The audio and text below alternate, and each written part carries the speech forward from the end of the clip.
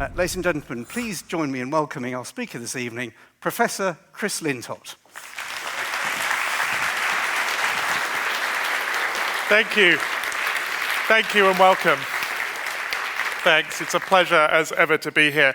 I've spent the week interviewing potential PhD students, and the best bit is the start of each interview when we ask the extremely difficult question, why on earth do you want to do a PhD in astrophysics? And we get these wonderful answers back, which range from love of mathematics to fascination with planet formation to those with burning questions that they want to answer and those that want to build spacecraft. But the most common answer that we get, and it's a good one, by the way, should any of you be interviewing later in the week, hello to those online,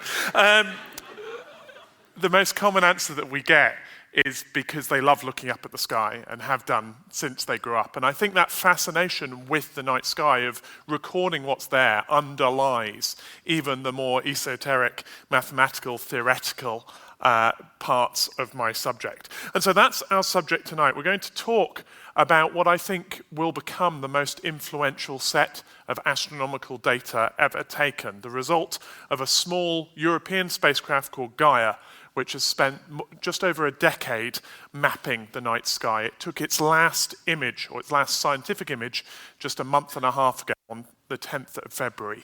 And though the dataset will, as you'll hear, take many, many more years to process, it's already revolutionized science, producing data which has been used in about 13,000 papers already. So I thought I'd just read out the titles of those papers this evening, and that will fill the 45 minutes. You can go and find those on home. Gaia is the result of an international collaboration of hundreds of scientists who've worked hard to make it happen, but also, of course, the people who build the spacecraft. And although that's not my subject this evening, I want to acknowledge that without them, this wouldn't have been possible. I'm particularly proud that parts of Gaia were built in the UK. Companies like Airbus in Stevenage and then E2V, Teledyne in Chelmsford, who provided the marvellous camera that was used, were essential to the mission. It's important that we mention them as well. The camera is, of course, the key. It's one of the largest and most sensitive ever sent into space with nearly 1 billion pixels. And I will now tell you what we've done with them. But before we get to that, let's remember that mapping the sky is probably the oldest astronomical pursuit. Well, in Britain, the oldest astronomical pursuit is probably looking up at cloud. But after that, the oldest astronomical pursuit is looking up at the sky. The oldest depiction of the sky that we have, the Nebra sky disk, discovered just over 20 years ago in Germany, not far from Leipzig. This dates back to the Bronze Age. It's dated to something like 1800 to 1600 BC. It has a fascinating history involved being found by those who were doing metal detecting illegally, and then it was sold several times before a police sting operation got hold of it in 2001 and saved it for the state. And what you can see here is obviously there's what's believed to be the sun and the moon. At the bottom is a solar boat, that curve down there, and then there's the dots are believed to be stars. And in particular, there's a cluster of dots just between the sun and the moon there, where you can see 7 individual stars. And that's believed to be a representation of the Pleiades, the cluster we call the 7 sisters. So it's the earliest depiction of a particular astronomical object. And then the really important thing is that curve that's just on the right as you see this here. Originally, there would have been an equal piece on the far side. And those represent extremely accurately the range on the horizon where the sun rises and sets, as seen from the location that this was found over the course of the year. So this disk, as well as being ornamental, was a tool for keeping track of the changing night sky. And that's going to be a theme this evening as well, that we're not just mapping the sky, but we're watching how it changes. Other cultures, of course, also have their sky traditions. This is the Dunhuang star map from the Tang dynasty in China. This was about 700 Common Era.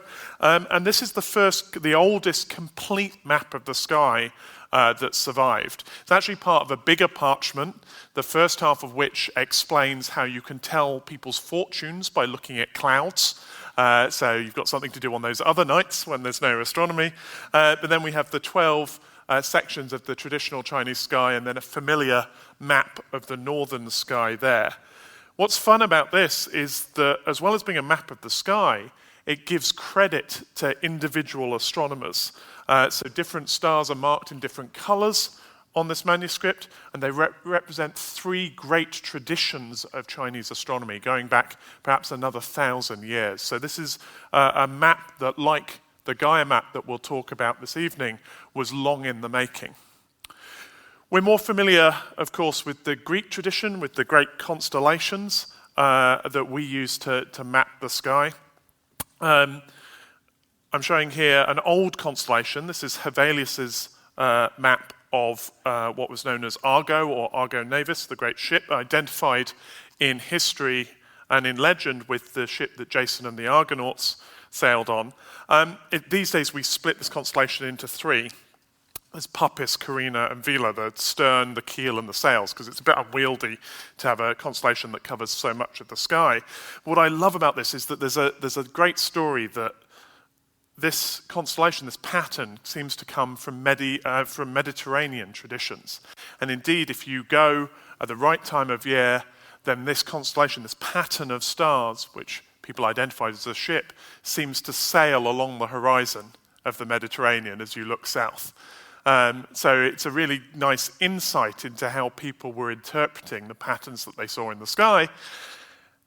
And it's also, the other bit of the story is that it's a sign that astronomers don't know what they're doing, because the ship is sailing backwards, stern first, over the course of a night. So this is remarked upon, that the celestial heavens clearly have different rules about how you interact with wind. But this is all, fairly arbitrary. We're dealing with bright stars.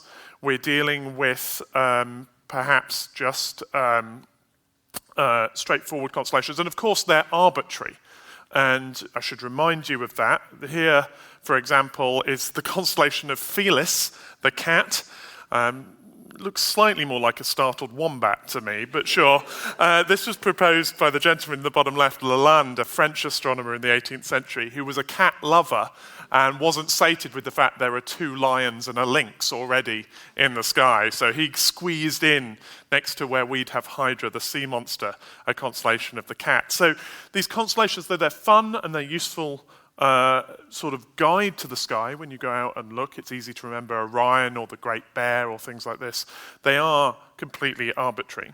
And so the development over the 18th century in particular was towards scientific mapping of the stars, which meant measurement rather than just drawing. And so this was carried out increasingly in an international context. Dear to my heart is this building, which still stands in Oxford. This is the Radcliffe Observatory, designed built in construction started in 1773. And it's got this beautiful tower, which is a copy of a tower in Athens in Greek, which was basically used to show off in traditional Oxford style. All the actual work was done in the side here, and what the astronomers at the time would be doing is something called the eye and ear method. So you'd have a telescope set up through a slit in the long, low building you can see here, and in the eyepiece you'd have a couple of pieces of wire to act as references. And what you do is you wait as the sky turns for a star to cross over one of those pieces of wire, and as soon as it hit, you'd start counting seconds. And while that happened, you'd run down the corridor trying to keep count, which I'm doing terribly even just walking across the stage. And then you look through another telescope. This one had a chair so you could sit down, and you'd look through the eyepiece until the star crossed the middle of that. I've lost count again. I'd be terrible at this. And then you go back, you've got to still be counting, and then you look and wait for the star to cross a second line, and then you count the number of clicks that you've made in perfect time while you were running up and down the corridor. This was a unique skill. There are records in Oxford and elsewhere of people who were perfectly good theoretical astronomers being sacked because they were terrible at this. The astronomers universally in almost every observatory in the world spend all their time writing appeals for more money so that they can ask for assistants to do this for them. But the point of it was that if you could get this right, if you could count consistently, if you could make those measurements, you could calibrate them with clocks later, then you get an angle as to where the star was on the sky, and you could also measure the height. And so you could start to plot a proper map of the stars, showing where they were relative to each other. And this was useful, of course, for navigation. That's why places were invested in it, but also for the increasing interest in what we'd call astrophysics, in the science of the stars. But the limitation of these maps was that they were two-dimensional. They're maps of the sky rather than maps of the cosmos.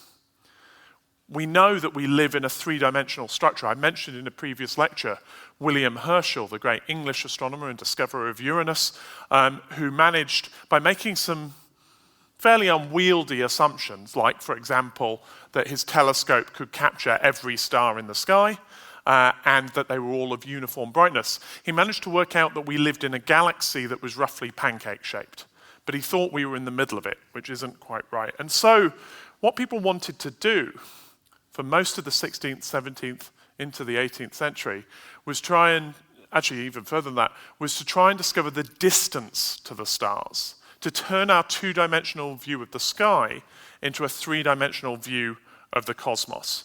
And the method that they were trying to use is called parallax.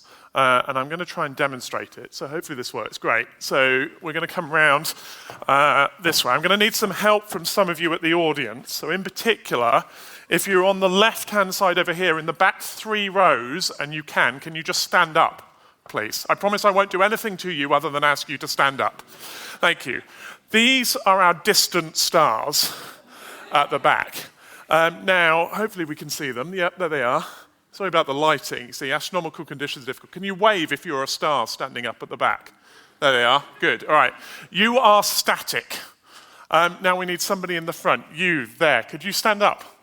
You are a nearby star. Okay?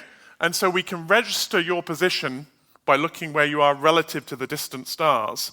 But if I move, then your position moves relative to the static distant stars. And that measurement from this angle to this angle is parallax. And if I can measure that angle, I can work out how far away you are. I'm not going to do the calculation now. It's probably a couple of meters, but it works. Okay, thank you. Can you give them a round of applause? Very good. Mostly, I'm pleased my mobile phone worked, which is not technology they had in the 19th century. So you can also try this for yourself. This will work if you're at home as well. Here is a background of distant stars. What I want you to do is shut one eye or cover it with a hand and line up a finger with one of those stars. Please do this at home. You can do this against the computer screen. And then what we're going to do is switch eyes.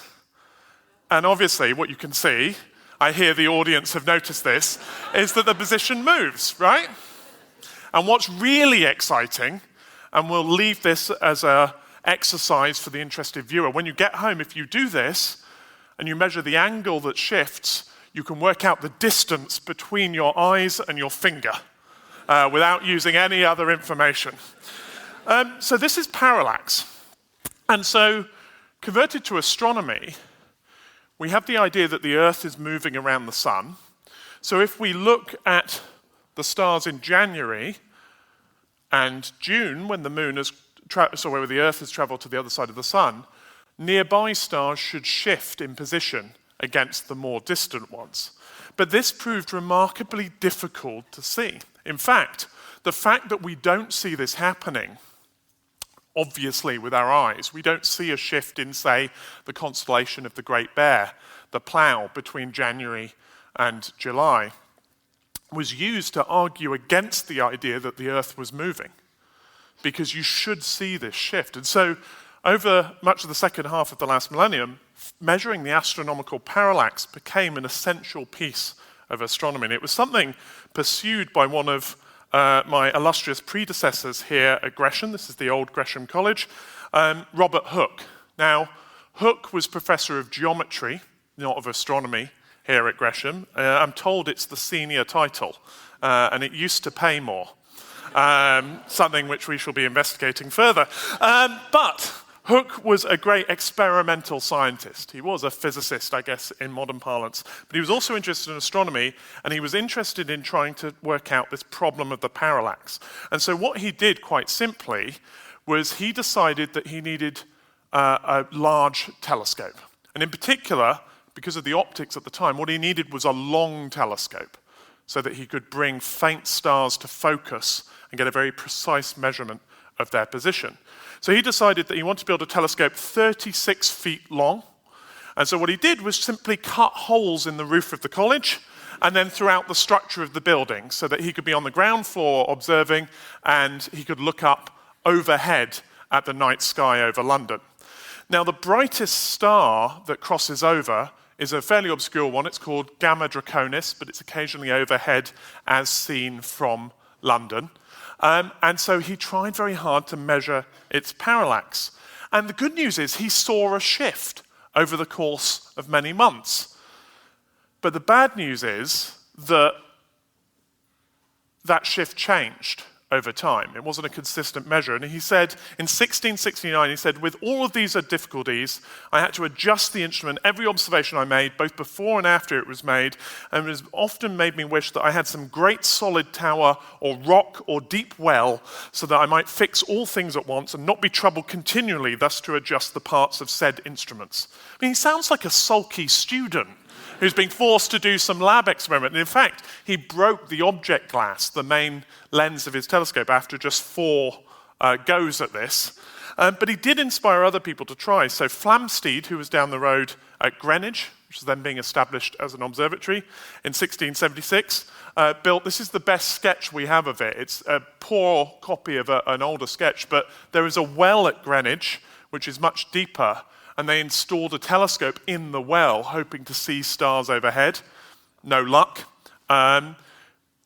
Hooke and another previous Gresham professor, and actually a previous Gresham professor of astronomy, when they built the monument that commemorates the Great Fire of London, just down the road, its intent was to be used as a zenith telescope. So the idea is that they'd observe from a basement laboratory and be able to look up at stars above them and measure this parallax.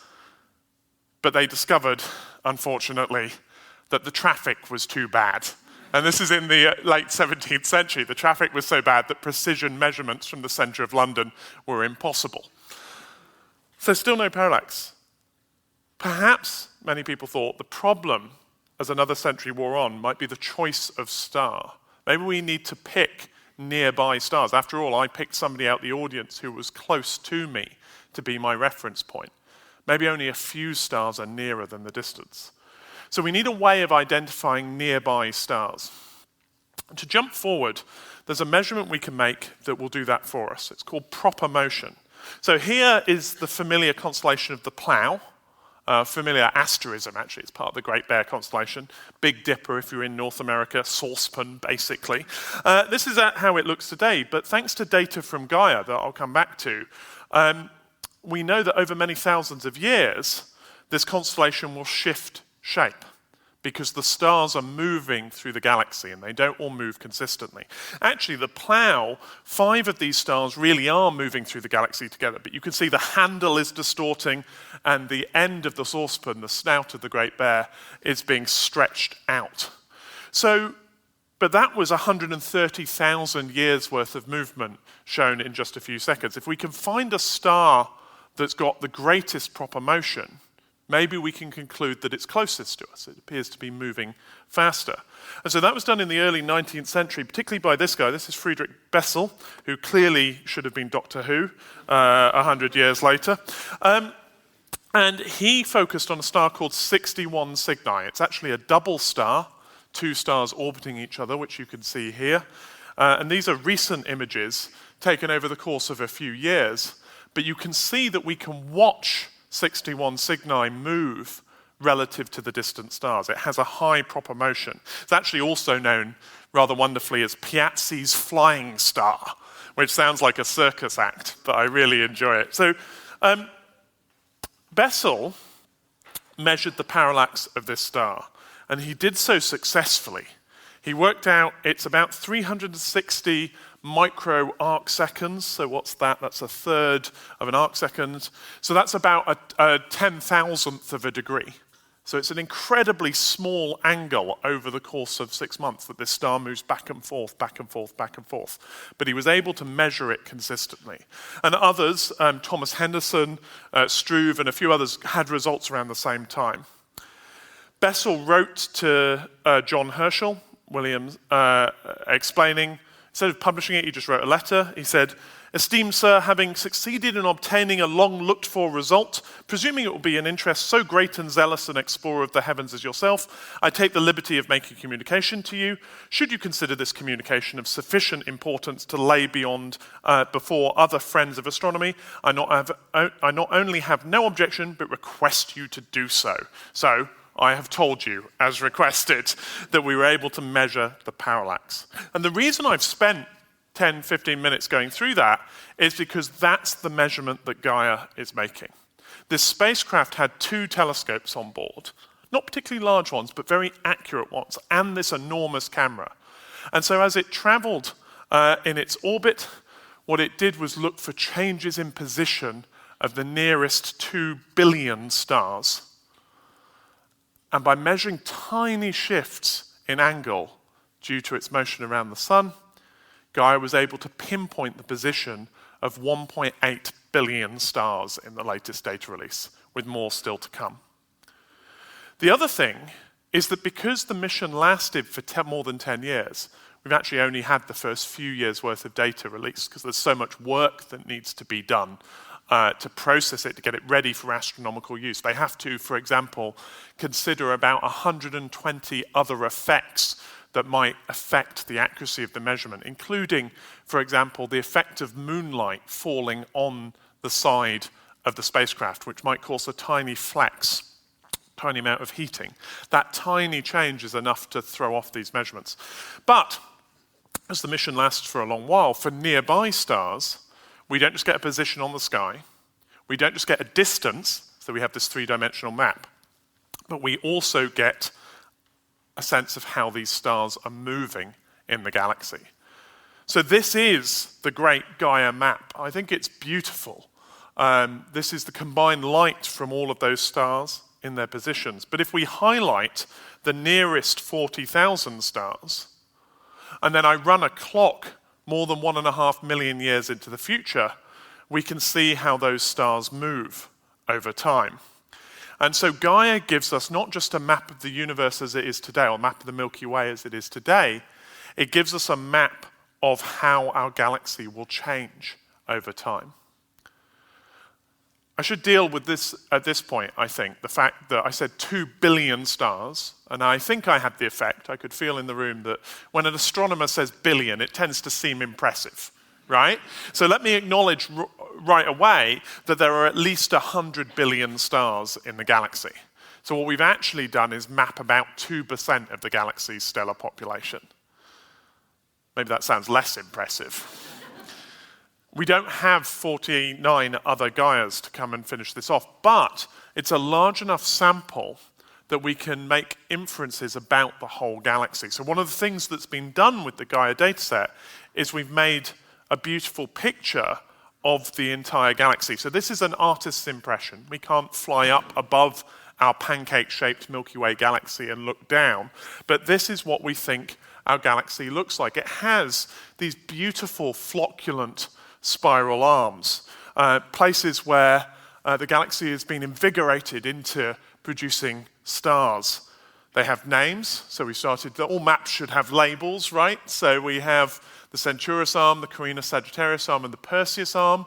There's a spindly outer arm, and we live on what used to be called the Orion Spur, but is now an arm. The galaxy has a much more complex structure than we thought. It's also got this bar at the center, this linear structure that you can see.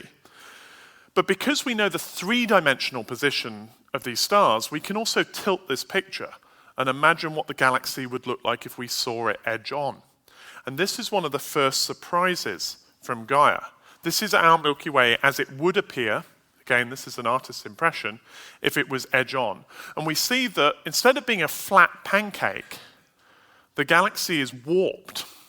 Now, that's something that's been hinted at in observations since the 1950s, but we've never seen it so clearly before. And actually, there's something else going on. And if I animate this picture, then I can show you what it is. So here's that edge-on view of the galaxy. We've put on a blue grid just so you can see what's going on a bit better. You can see the warp there. It's high on the left, and then it goes across and then down on my side of the stage. And the yellow star here is the orbit of the sun, just to give you some scale and some context. And what we're going to do is I'll run this forward in time. So you can see the sun is orbiting the center of the Milky Way. It goes around about every 225 million years, a galactic year. But hopefully you can see that what's happening is the galaxy is wobbling. The warp is shifting from left to right. And it wobbles on a cycle of about a bit less than 1 billion years.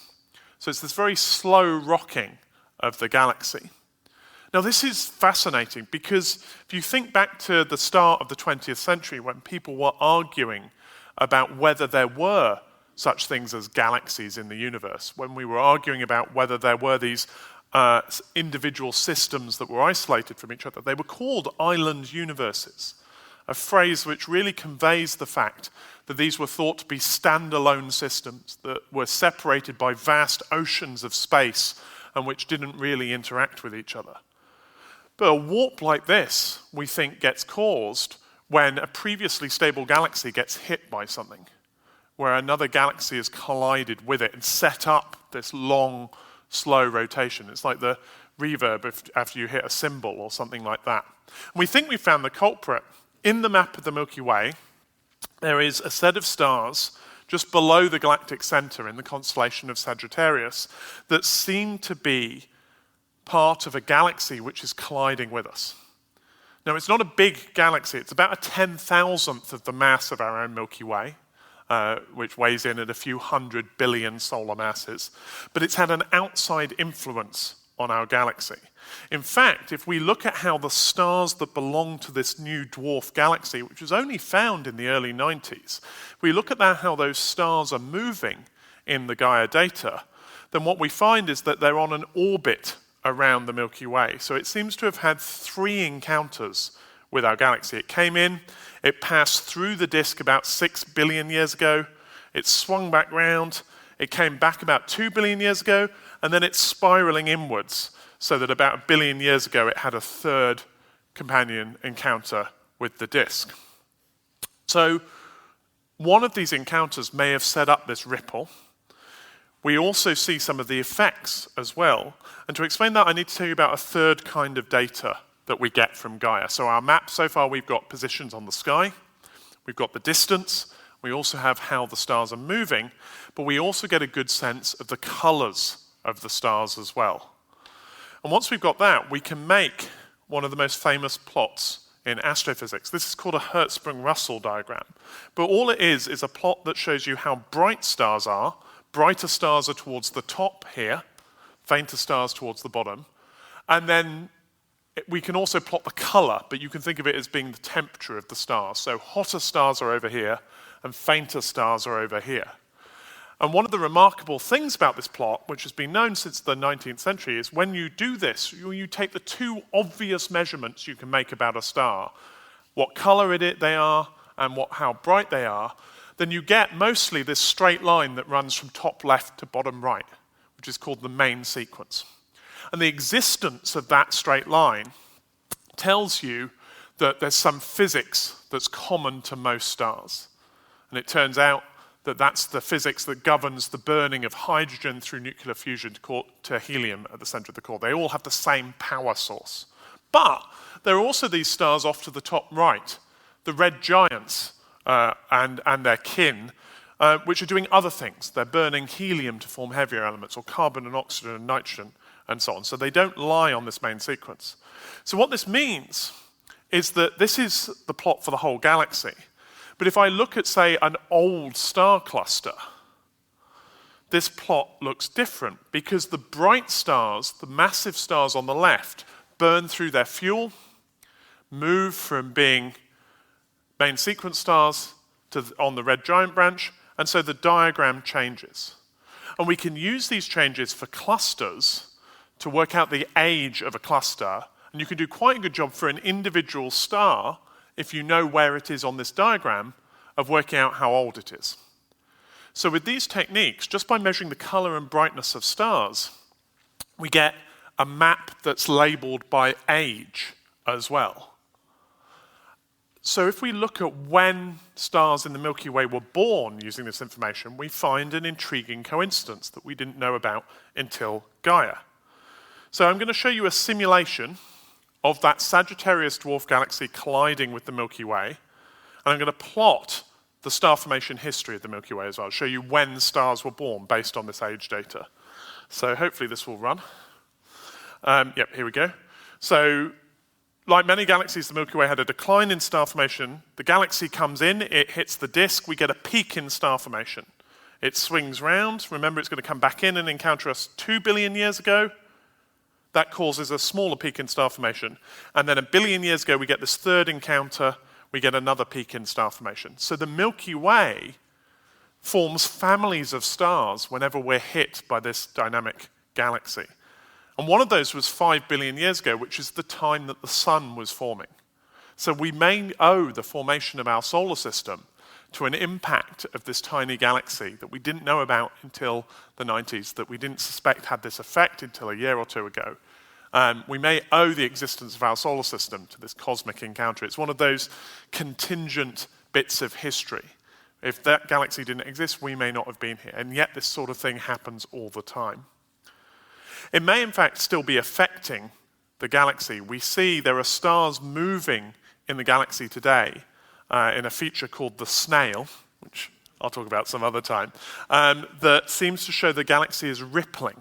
Like when you throw a duck into a pond and you get ripples spreading outwards. We still see these ripples in the stars that exist in the galaxy today.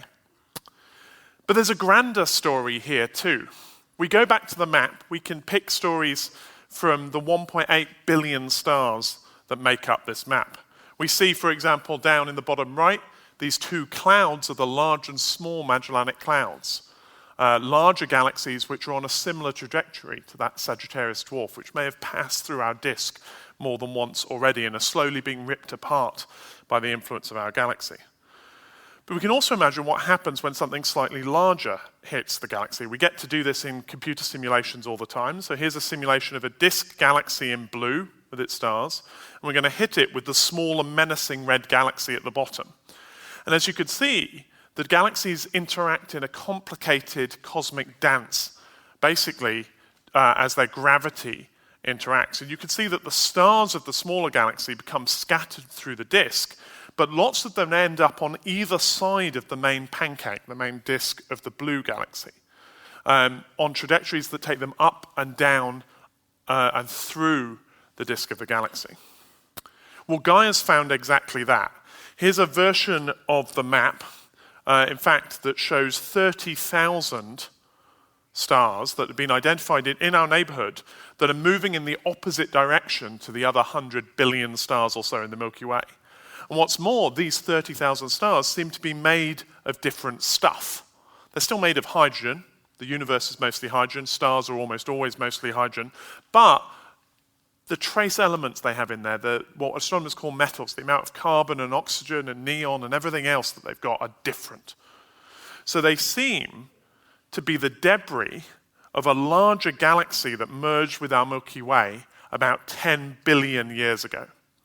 And the astronomers who discovered this, who think of this encounter between this proto-galaxy and the Milky Way as sort of the foundational beginnings of our galaxy's history, well, there are two groups of astronomers who identified it. There were one group who thought very hard about what to call this proto-galaxy.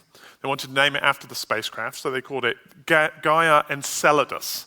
And Enceladus in Greek legend was a giant who was buried under the ground, was supposed to cause Mount Etna to erupt whenever he gets restless. And of course, these stars are hidden, buried within the Milky Way, but they reveal a violent event. So that's quite nice. So that's Gaia Enceladus as a name for this galaxy. The other astronomers who were looking at how these stars move made a plot of the speed with which these stars are moving. And they stand out, they sort of stretch out in a sort of oval shape away from the main body of the stars in this plot. So they called this galaxy Sausage. And we've adopted, the official name of this system is now the Gaia Enceladus Sausage. So the astronomical literature is full of papers like a history of the Gaia Enceladus sausage, 8 billion years of dynamical interaction, and so on.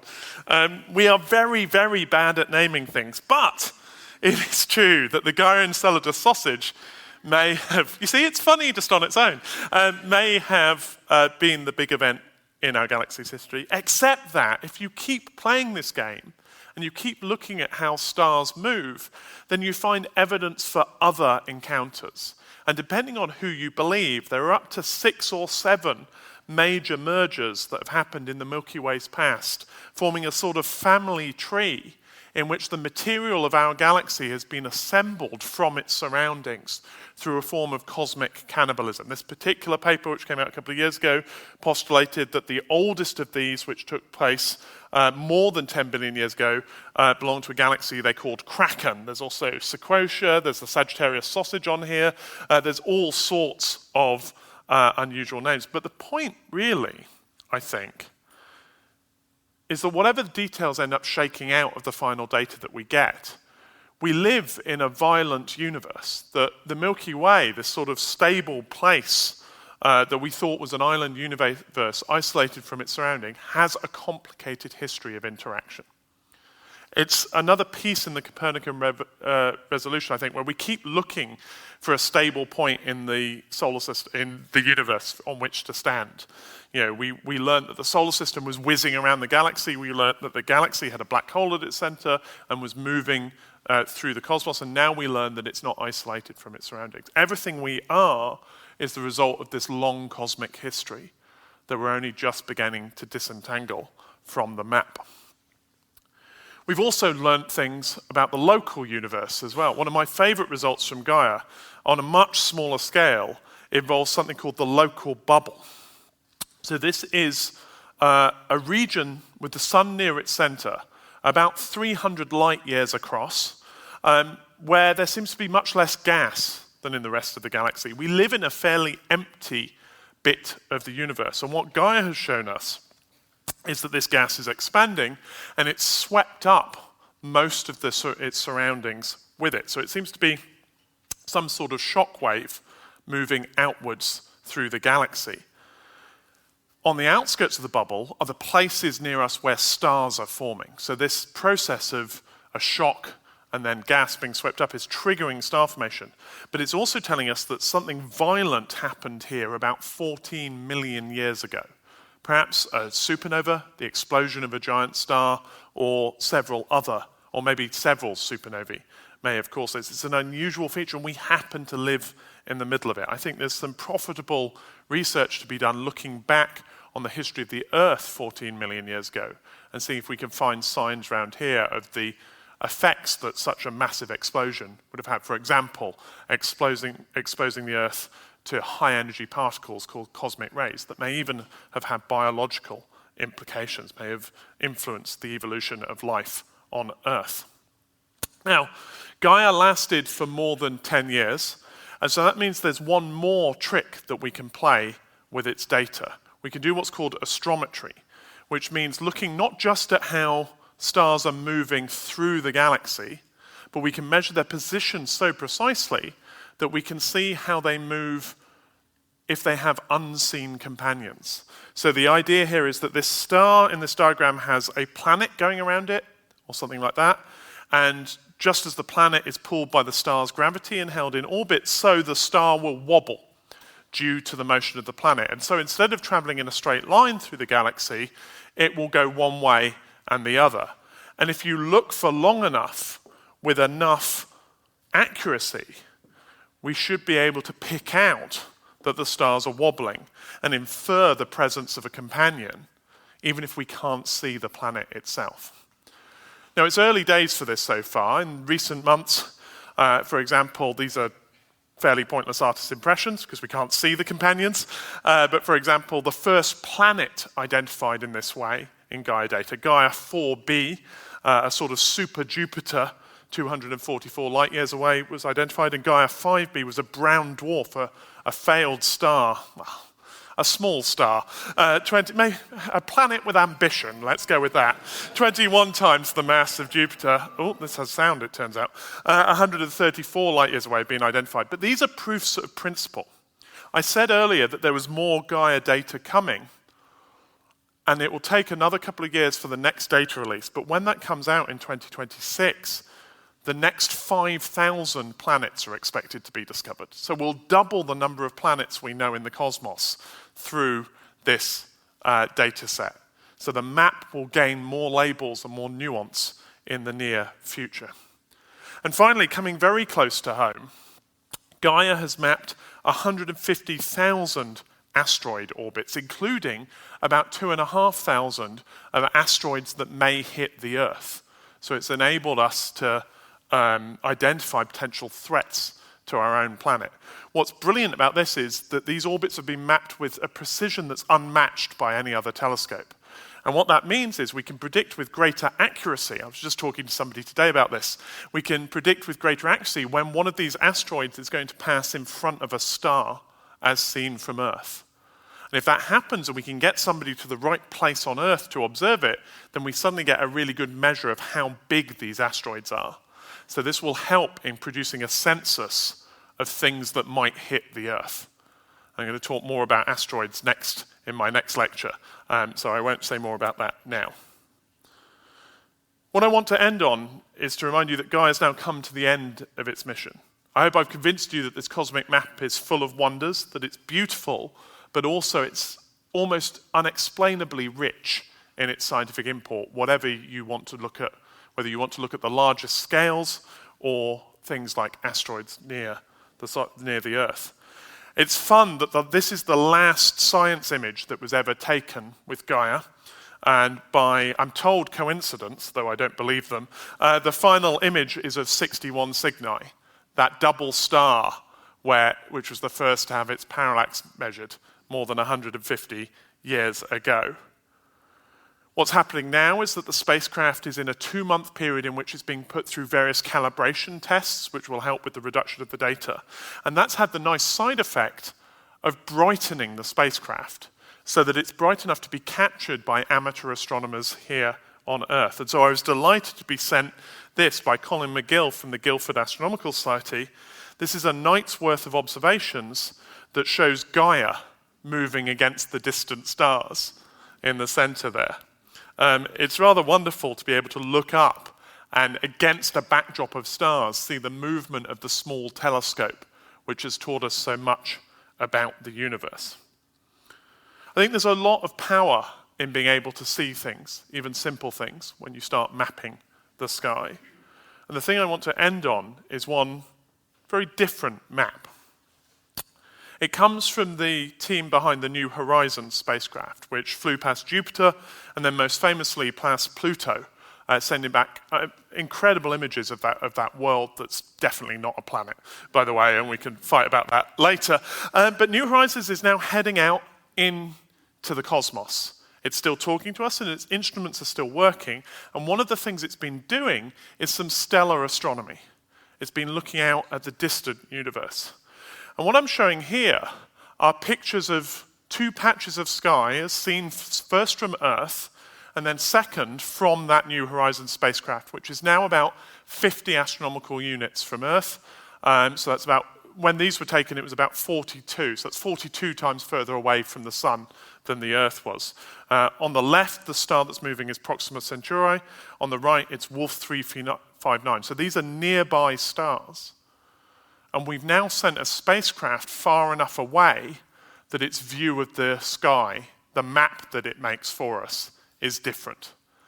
And I think it's a hugely profound observation. I'm going to read you something written by Todd Lauer, who's one of the team who coordinated these observations. He said, "Forever and forever, we've taken the stars to be fixed markers in the sky. They're old friends to guide us on land, at sea, in the air, and even in space. We flew to the moon decades ago and shot the stars along the way. The moon was a new world to explore, but we were guided to it by the constellations that you might learn, that Neil Armstrong learned as a kid in Ohio. But for New Horizons, the stars are beginning to shift, and its vista is looking more and more alien as it leaves the skies of home forever. Gaia has produced the best map of the universe that I think we'll ever have or ever need. until such time as we ourselves go out and start voyaging amongst the stars, and then we'll need a new map altogether. Thank you very much.